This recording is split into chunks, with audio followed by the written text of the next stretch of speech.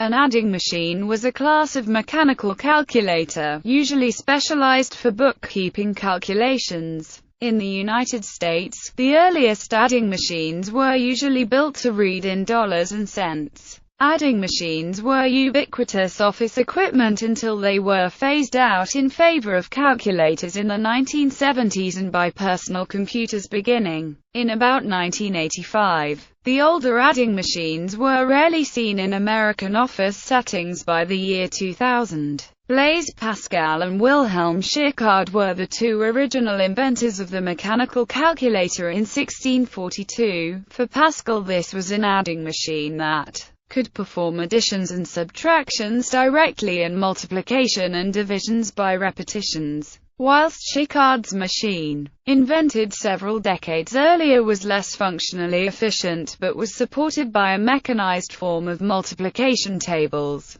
These two were followed by a string of inventors and inventions leading to those of Thomas de Colmar, who launched the mechanical calculator industry in 1851 when he released his simplified arithmometer. However, they didn't gain widespread use until Dore Felt started manufacturing his comptometer and Burroughs started the commercialization of differently conceived adding machines. Operation. To add a new list of numbers and arrive at a total, the user was first required to zero the machine. Then, to add sets of numbers, the user was required to press numbered keys on a keyboard, which would remain depressed. The user would then pull the crank, which caused the numbers to be shown on the rotary wheels, and the keys to be released in preparation for the next input.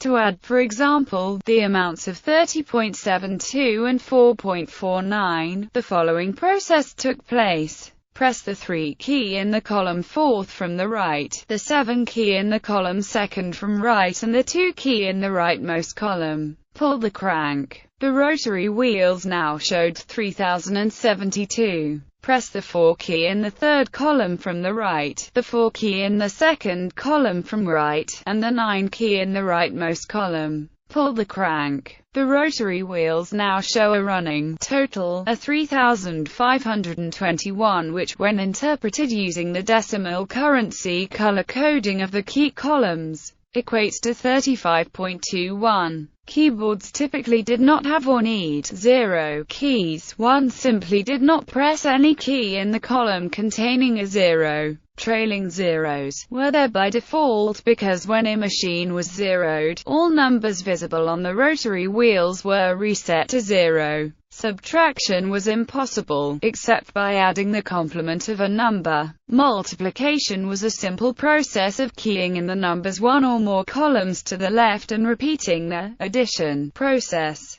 For example, to multiply 34.72 by 102, key in 3472, pull crank, repeat once more. Wheels show 6944, key in 3472, pull crank. Wheels now show 354,144, or 3,541.44. A later adding machine, called the comptometer, did not require that a crank be pulled to add. Numbers were input simply by pressing keys. The machine was thus driven by finger power. Multiplication was similar to that on the adding machine, but users would form up their fingers over the keys to be pressed and press them down the multiple of times required. Using the above example, 4 fingers would be used to press down twice on the 3, 4, 7 and 2 keys. That finger shape would then move left 2 columns and press once. Usually a small crank near the wheels would be used to zero them. Some adding machines were electromechanical, an old-style mechanism, but driven by electric power. Some 10-key machines had input of numbers as on a modern calculator. 30.72 was input as 3, 0, 7, 2.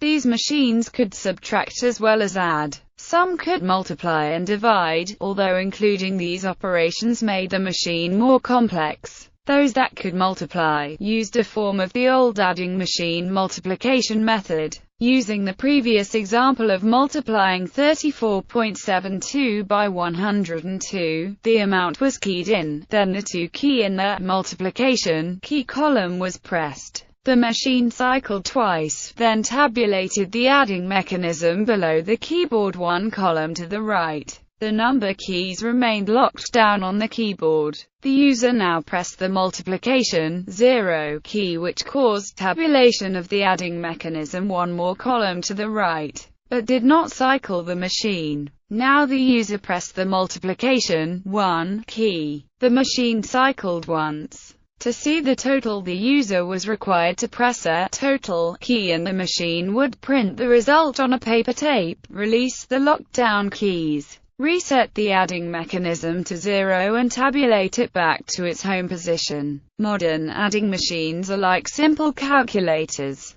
They often have a different input system, though. Note: sometimes the adding machine will have a key labeled asterisk instead of T. In this case, substitute asterisk for T in the examples above. Alternatively, the plus key may continuously total instead of either a asterisk or T key. Sometimes, the plus key is even labeled thus: plus equals Burroughs' calculating machine. William Seward Burroughs received a patent for his adding machine on August 25, 1888. He was a founder of American Arithmometer Company, which became Burroughs Corporation and evolved to produce electronic billing machines and mainframes, and eventually merged with Sperry to form Unisys. The grandson of the inventor of the adding machine is Beat author William S. Burroughs. A collection of his essays is called The Adding Machine.